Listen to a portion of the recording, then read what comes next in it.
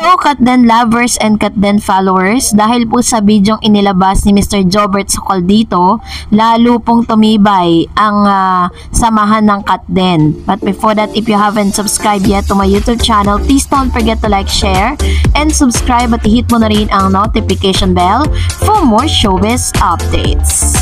Of course, bago tayo magpatuloy sa ating updates for today's video, hindi natin pwedeng kalimutang pasalamatan ng lahat po ng mga legit na nagmamahal at sumusubaybay sa mga updates po natin.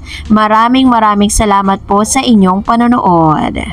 At ngayon, pag-usapan natin ito dahil nakuha or tanggap na po ni Mr. Alden Richards ang kanyang award kung saan siya po ay tinaguri ang most influential actor sa kanyang henerasyon na bagay na deserve ni Mr. Alden dahil sa kanyang magagandang ipinapakita sa publiko.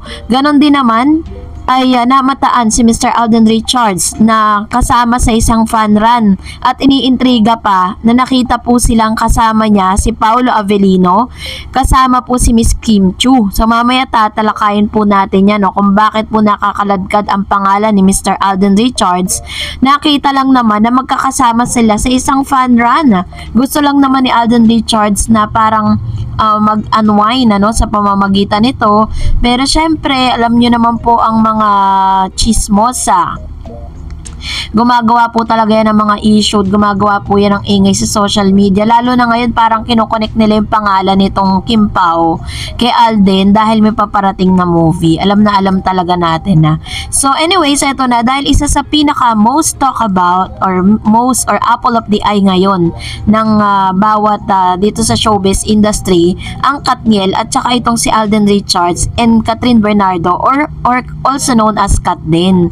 Dahil marami pong mga intrigang lumalabas ngayon, lalo na itong si Christy Permi na pinalalabas niya sa kanyang latest updates na nag-uusap na raw di umano itong si Miss Catherine at si Alden Richards. Binanggit niya din po doon na yung drama series daw di umano na pinaplano po ng GMA at ng ABS-CBN mukhang hindi na rin matutuloy.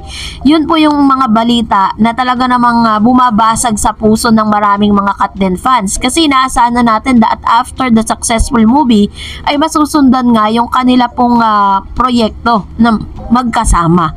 This time ito na dahil isa sa mga masasabi natin na anti-Katden ang naglabas ng kanya pong video clip na nagpapatunay na talagang may bayarang nagaganap. Panoorin natin ito. Kung bakit?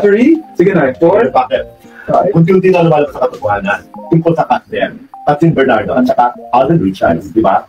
Pinagpipilitan ng mga fans, no? Hindi ko lahat kasi may mga fans na naniwala sa atin at saka ibang mga members of the press at mga malalaki sa kanila na patungo sa magandang relasyon yun ang magitan between Catherine at saka Alden. So lalo na hindi pa pinapalabas sa pelikula, syempre full blast. From the start pa lang, mula pa nang pumutok yung ito pong Katden sa social media, mula nung nag-umpisa yung kanilang movie, wala na po tayong narinig dito kay Jobert kundi ang Katniel kasi talagang masasabi nating Daniel siya at talagang sobrang fan na fan siya ni Daniel Padilla at hindi siya naniniwala doon po sa magagandang pinapakita ni Catherine at ni Alden Richards. Talagang pinaninindigan niya from the start na walang Katniel. Ito pa. Sabi ko naman, kikita talaga yung pelikula niya, hindi naman kailangang idikit para mag-shota. Yung dalawa para mag-shota. Bagets. Mag-shota, yung dalawa para kumita pelikula kasi bakit tanggap ng tao na they're just ayaw nila maniwala sa akin na pagpustahan pa. Nakapagpustahan ako 20 katao at 500 each. Ngayon, sa kanyang video clip para po patunayan sa lahat na tama yung kanyang pinaglalaban is nagkaroon po sila ng pustahan, no?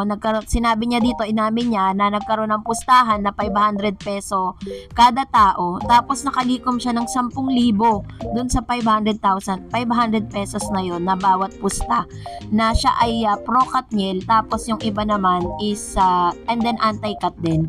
So sa mga nakikita ko kasi bilang isang netizen na talagang kailangan mo maging vigilant doon sa mga naririnig po natin. Syempre po dahil po alam natin na meron pong money involved, no? Kaya naman ang ginagawa ni Mr. Jobert Sokol dito talagang araw-araw ng kanya pong updates talagang sinasabi niya walang Katden. Talaga yung kanyang pinaninindigan. Ito pa. Ngayon 500 is so total 10,000 pesos. Still wala dito yung mga mga nakipagpustahan sa akin, mabuti na lang napakabait ni Direk Chaps Manansala para sagutin na lahat ng pagkakautang niya sa akin. Wala to, wala mga to. 2, 3, 4. Hindi, baka naman. Sa tahasan niyang inamin na kumita siya ng 10,000 pesos para lang po talagang ipagsigawan na walang cut din. Yun po yung kanyang pinakitang video. So what is my point of view here? Kung saan, syempre, ikaw, alam mo nga, may money involved. So, ang gagawin mo talaga is paniniwalain mo ang lahat ng mga manonood mo na wala talagang cut din. Pinapakita nila rito na talagang pera-pera na lang talaga ang labanan sa showbiz. Dahil kung hindi naman, no, kung sakasakaling hindi naman talaga nagkaroon ng pustahan na ganyan, panigurado naman akong hindi po niya sisiraan or hindi niya po sasabihin na walang cut din dahil lang hindi siya nakakita ng any ganap. Kasi nga parang bumabase lang po sila dun sa mga nakikita nila sa social media. So, sa ating po mga cut din na naniniwala talagang hanggang sa ngayon parang kumakapit pa rin po tayo dun at panatag tayo kay Kathryn at Alden Richards, not unless na talagang si Kathryn Bernardo na po mismo ang magsabi sa publiko na wala talaga silang relasyon or hindi nanliligaw si Alden or binasted niya si Alden or tumigil na si Alden ng panunuyo sa kanya. Doon lang tayo pwedeng maniwala kasi parang ito mga hearsay pa lang nila yan at talagang ginamit pa talaga nila ang cut din para kumita sa halagang 10,000. So at stake po yung kanilang credibility pagdating po sa ganitong bagay. Kaya naman grabe po yung politika, no? Grabe po yung kultura ng showbiz. Talagang it's just a matter of money at marami na po talagang nagpatunay niyan na kapag mas malaki yung binayad mo, mas malaki yung storya na gagawin sa'yo at sinisigurado nila na mapag-uusapan ka. So, ganun po yung kalakaran ng showbiz. Kaya naman team kampante pa rin tayo. Still, we are still dun sa proseso na nag-aantay pa rin tayo kung ano po ang magiging say ni Kathryn at Alden. And for that, magbasa tayo ng ilan sa mga komento po ninyo patungkol sa ating latest update. Sabi ni Miss Wilma, yes, magandang gabi sa'yo Miss Tareds. Hindi po ako natutulog hanggat hindi ako nag-a-update sa channel. Naku, talagang kung ako lang, ayaw kong magtambal ulit ng summer na yan sa Kat din. Pwede ba, wag nang ipilit, basta ako Kat din forever. I love you so much Kat din. Yan to yun po yung kanyang komento with regards to this. At talagang lagi siyang nakaabang sa mga updates po natin with regards to this. And I know na talagang hindi kayo magsasawa para po panoorin at abangan kung ano man po yung mga latest updates with regards to them. Salamat po Ma'am si Wilma. And another one, sabi ni Mr. Renato, oops, si Aling Mirna nabuhay ulit sa comment section. Miss Tareds, nagkaroon ng temporary hiatus to sa YouTube si Aling Mirna. Naging busy siya sa X at FB. Siguro anyways, nakita ko babalik muna siya sa YouTube dahil bokya siya sa FB. Ngayon, using other account name na Ibarra Lopez. Sabi ng friend ko, si Brent dami pala to name na binagamit sa Sockmate. Anyways, paano naging yellow yung color ng Honda? Giorno beige color yon or dirty white. Yung iba color blind pala. Color blind pala sa Aling Mirna. Kasi nga pinaglalaban talaga niya na kaya daw yun ang napili ni Mr. Alden Richards dahil yun ang paboritong kulay ni Miss Maine. At ang paborito niya ring kanta is yung yellow ng Coldplay. Kaya talagang sinisiksik niya yung kanyang sarili doon. Kaya nga nagbaba ko ng dare. No, if talagang mapatunayan mo na totoo talaga yung pinaglalaban mo, talagang gagawin ko yung dare ko sa kanya. Pero syempre, alam nyo na, lahat talaga ginagawa niyan just to make sure na siraan niya itong si Kathryn. And pinagpipilitan, hindi ko po alam kung ano po talagang pinagdadaanan ni Aling Mirna. Bakit hanggang sa ngayon, hindi pa rin siya nakaka-move on. At siya po talaga yung nagpapakalat ng mga fake news doon po sa X. At lahat ata ng mga Kat din fans doon is talagang inaaway niya. At pinagduduldulan niya yung lies na pinaniniwalaan niya hanggang sa ngayon. Kaya naman ewan ko po dito kay Aling Mirna. Sabi ni Miss B, Manangan, naku grabe naman ang dilulo ng mga yan. May asawa na nga si Maine at masaya na si Maine kay Ardo. Bakit ba sila ganyan? Sinisira nila yung may asawa na. Sinabi din ni Alden na wala nga sila ni Maine. Basta Miss Dars, just update the good news and always positive. Ayan. Thank you Ma'am Shebe Manangan sa inyo pong komento. Ilang beses na pong i-deny at tinawag pa ni Miss Maine Mendoza itong mga to na mga delusional Ilang beses niya nang dininay na wala talagang silang namamagitan sa kanila. At maraming beses na rin pong ipinost ni Miss Main sa kanyang account si Arjo Atayde maging yung kanilang kasal. Sinasabi nila na scripted lang daw yon at hindi si Main yung kinasal.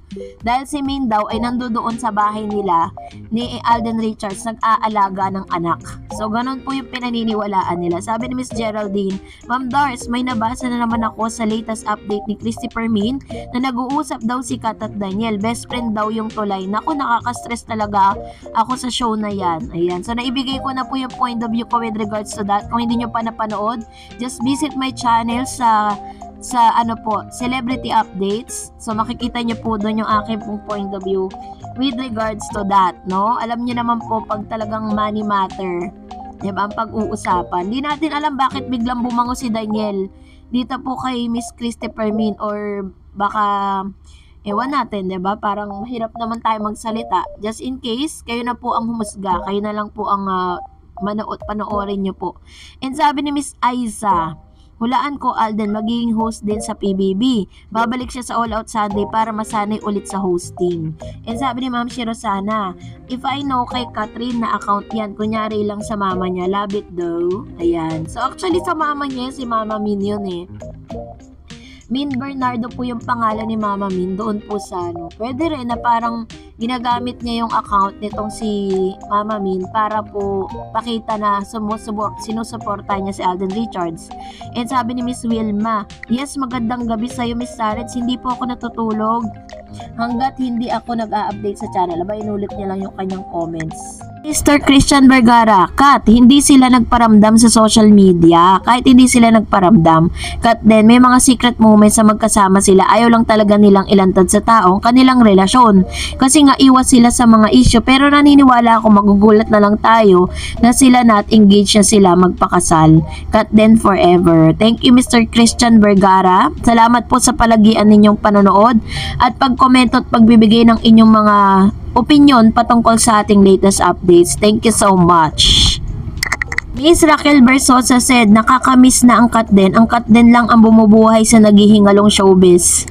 Actually, wala na nga silang sightings magkasama pero still pinag-uusapan pa rin sila. Still mga trending pa rin sila, no? So, ganun kasikat ang Kat din. But anyways, maraming salamat po sa inyong mga komento and that's it for today. For more videos and updates, please don't forget to like and subscribe and please don't forget to follow my Facebook page, Dar Eds TV. God bless everyone!